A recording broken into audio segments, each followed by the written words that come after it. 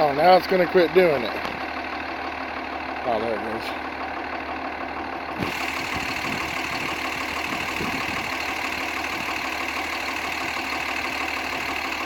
See, you know, they're not blinking right now like they were doing. Now it's just shutting off. But with the truck running, the headlights for some stupid reason just flash like crazy. Now if I shut it off and just have them on, oh, let's see if it'll do it when I get in here again.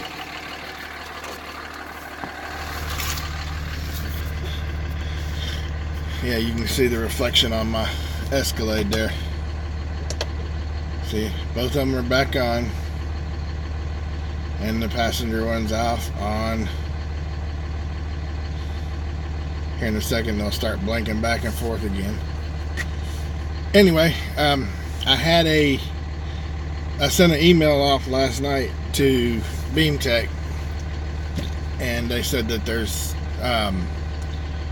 another piece that I need to put in line that'll allow the lights to stay on. It's something in the load that each light's supposed to be able to handle that needs to be balanced out. Kind of like the problem I'm having with the tail lights, where I have to have the load balancers for those two. What I'm doing right now is just letting it run to get hot, because like I told my neighbor, I got some turbo diesel Mobil 1. We're gonna fix this bad boy up. Now, depending on which brand you're looking at, this is anywhere from $2 a gallon to $6 a gallon more. And I was only willing to do this because they only had these 3 gallons on the shelf. Those two and this one. The only reason I was willing to do this is because of the fact that I looked up online, several different places, even on the forums, to find out how many gallons of oil this truck takes. Because like I said, I kept getting told 7 gallons, and that wasn't cutting it.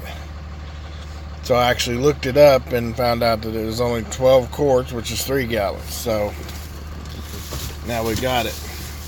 Cool thing was, I went into Advance, and they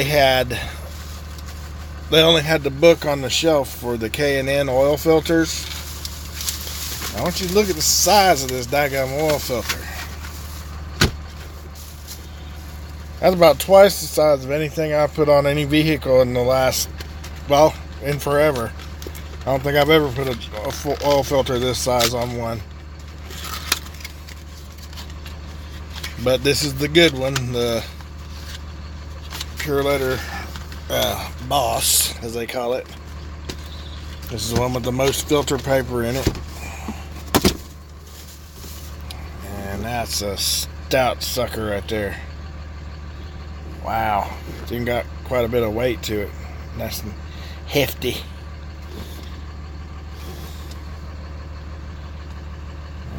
Doesn't look inside any different than any other filter, but I don't guess that's something you can just look at it and tell.